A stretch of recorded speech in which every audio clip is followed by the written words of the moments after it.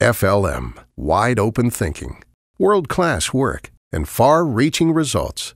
Now with locations in Minneapolis, Columbus, Indianapolis, and Washington, D.C. A strategic marketing and communications company dedicated to serving clients who specialize in the business of agriculture and the life of rural communities. Thank you for joining us for our Agri-Pulse Washington Week in Review. I'm Spencer Chase, joined as always by Agri-Pulse senior editor Phil Brasher, discussing the week that was, agriculturally speaking, in Washington, D.C. And big news out of Washington this week is action in the Senate on a GMO labeling bill. House is on recess for the week, but talks are continuing in the Senate about what a potential GMO labeling bill might look like. This is not news that they're working on a bill, but they keep getting closer and closer and closer to some kind of final situation as to what might be, to what eventually might come out. And Phil, you've been reporting this week that there is strong potential for this bill to be on the Senate floor next week. Yes, Senate Majority Leader McConnell wants to have this bill on the Senate floor next week. After that, the Senate's in recess for 2 weeks. The clock is ticking.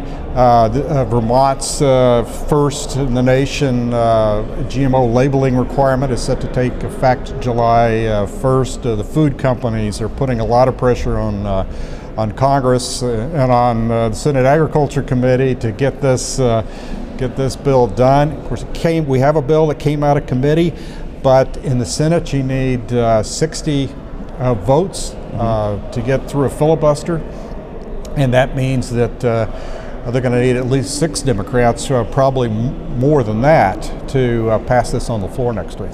So basically they're either going to need some kind of a miracle or to get Debbie Stabenow on board, whichever is more likely in this case. But I think it was pretty well known that the bill that came out of committee was not going to be the same bill that eventually ended up on the Senate floor. And so really, what do you see as kind of the main sticking points that they're still trying to hash out in these negotiations right now? Yeah, well, basically the bill that came out of committee would block states from imposing biotech labeling requirements. And it would require the Department of Agriculture to set standards for voluntary labeling and disclosure of some kind.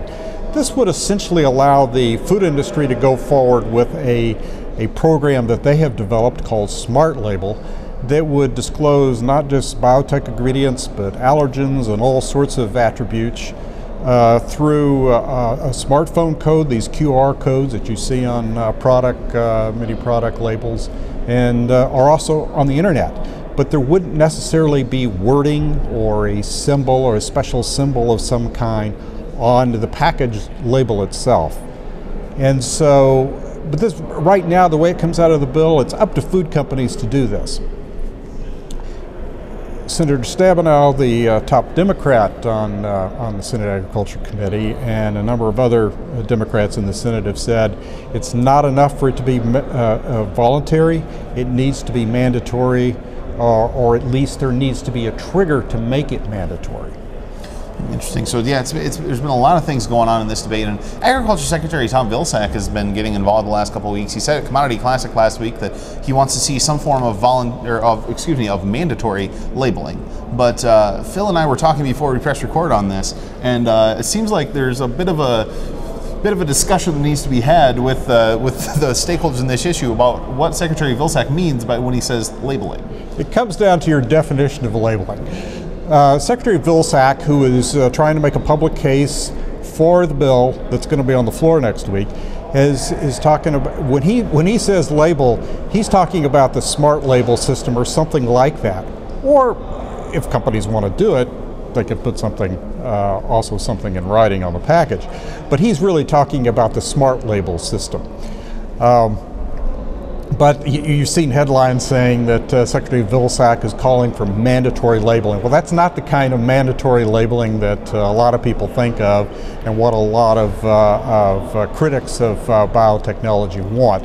And that is some kind of special labeling or a symbol on the package or on the can or bottle. Mm-hmm. So labeling, disclosure, potato, sandwich, I mean, what's in a word? We really? call it disclosure. Yeah. we don't want to confuse. Yeah, it's and there's readers. certainly a lot of language that can be kind of confusing in this debate. That's no doubt about that. And I want to wrap up this week talking about some action on Feed the Future, which is a $1 billion initiative that's never been funded by law through Congress, but Phil, some action that might make it that way. Right. This has been a major initiative actually started in the Bush administration, but really carried out by President Obama in 19 target countries where it involves a number of different departments led by the Agency for International Development. And the goal is to help these countries, very poor countries, become self-sufficient in food production, or at least get to a point where they don't need food aid to the extent that they do now.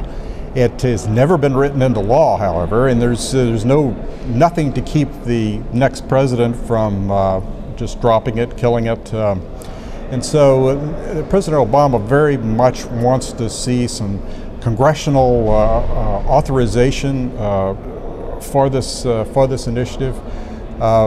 First major step in the Senate took place this week in the Senate Foreign Relations Committee. Passed a bill that would not only authorize Feed the Future for 2 years, but also set some pretty detailed reporting requirements for the administration, and also require them to lay out a strategy for getting these countries or making them self-sufficient so they no longer need the assistance.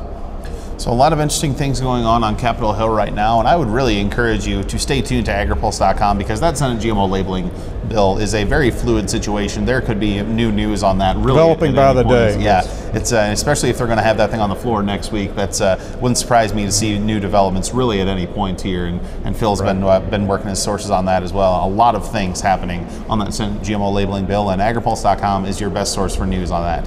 For Phil Brasher, I'm Spencer Chase. Have a good one.